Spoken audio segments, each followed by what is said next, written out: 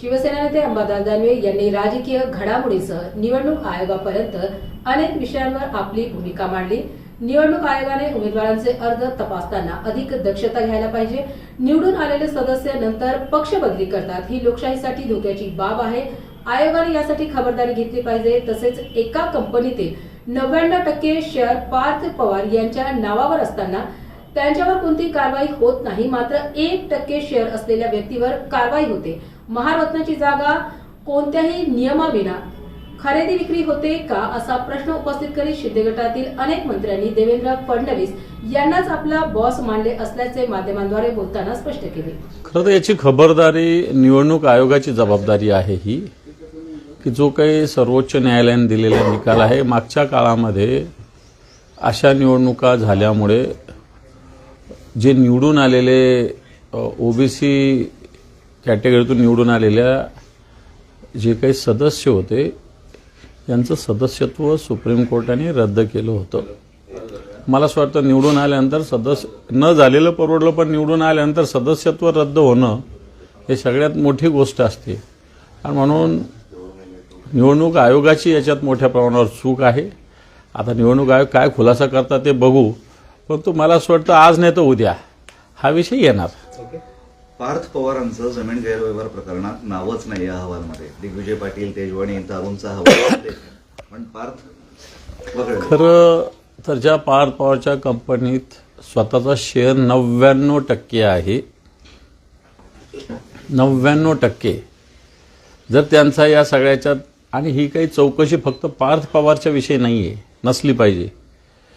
एकतर सरकारी जमीन विकता येते का, महारत्नाच्या जमिनीची अशा पद्धतीनं विक्री करता येते का, मग दाब दबाव घेऊन कशा पद्धतीने पॉवर ऑफ अटर्नी ज्या तेजवानी त्यांनी घेतलेली, मग त्याचं व्हॅल्युएशन, त्याचा जो रेडी रेकनर रेट आहे तो काढला होता का, तो जर न काढता 300 कोटीवर अशा पद्धतीनं मुद्रांक शुल्क लावलं। आता हे मुद्रांक शुल्क, ही जमीन जर रद्द व्यवहार करायचा तर ज्याच्या नावावर केलं त्याला आधीचा आणि आता पुन्हा तेवढाच असा मुद्रांक शुल्क भरावं लागेल। आणि म्हणून या सगळ्या विषयामध्ये पार्थ पवार ज्या कंपनीचे संचालक आणि ज्याचा 99% शेअर आहे त्याचं नाव याच्यात येत नाही, आणि ज्याचा 1% शेअर आहे। मला असं वाटतं येणाऱ्या काळात महाराष्ट्रात काय देशात सुद्धा जर अशा घटना गेल्या तर मला असं वाटतं सरकारने अशाच पद्धतीनं न्याय सगळ्यांनाही द्यावा। 1% आता एखाद्या वेळेस एखादा 0.1% सुद्धा शेअर होल्डर येतील, आणि नंतर 99.99 वाले त्याच्या नावावर काही गोष्टी करतील, चुकीचे कामं करतील आणि त्याला कायद्याच्या खचाट्यात आणतील। वाटतं ही वृत्ती येणार काळात होऊ शकते। त्यामुळं पार्थ पवार सुटेल नाही तर अडकेल याच्यापेक्षा म्हातारी मेल्याचं दुःख नाही, पण काळ सोसावेल, आणि मग सरकारला याच्यामध्ये जो न्याय पार्थ पवारला लागला तो इतरांना सुद्धा लावावा लागेल। तिन्ही पक्षांचं याबाबत एकमत झालेलं दिसते, किमान पार्थला वाचवण्यात दिसतंय मला। आता कालचं तुम्ही बघितलेलं आहे सगळं, एकमेकाच्या पक्षातले कार्यकर्ते घेऊनही जसं एकमत आहे तसं पार्थ पवारला वाचवणं। कारण नाही पा, त्याला वाचवायचं का, कारण सगळ्यांच्याच हात दगडाखाली आहे, कोणी ना कोणी कुठं ना कुठं अडकलेलं आहे, प्रत्येक याच्यामध्ये कोणाचा ना कोणाचा हात आहे। त्याच्यामुळं आपल्या म्हणतो चोर चोर सगेरे भाई, अशा पद्धतीनं हे चोर चोर सगेरे भाई सगळे झालेले आहेत, आणि म्हणून पार्थ पवारला वाचवण्याचा प्रयत्न याच्यातून होतोय। आता तुम्ही म्हणाले एकमेकांचे कार्यकर्ते घ्यायचे नाही असं झालंय, काल ते नाराजी नाट्य वगैरे आपण बघितलं। मात्र फडणवीसांचं असं म्हणणं आहे की मित्रपक्षांचे नेते पळवण्याची सुरुवात शिवसेनेनं केली होती, म्हणजे एकनाथ शिंदेच्या शिवसेनेनं, आणि नंतर हे सगळं घडत गेलंय, आणि नंतर नाराजी नाट्य। हे पहा, दोघे सारखेच आहे, दोघं सारखे आहे। इकडचे तिकडचे पळवले, शिंदेंना काही वाटलं नाही, पण त्यांच्या ठाण्यातल्या पळवल्यावर त्यांना दुःख झालेलं आहे।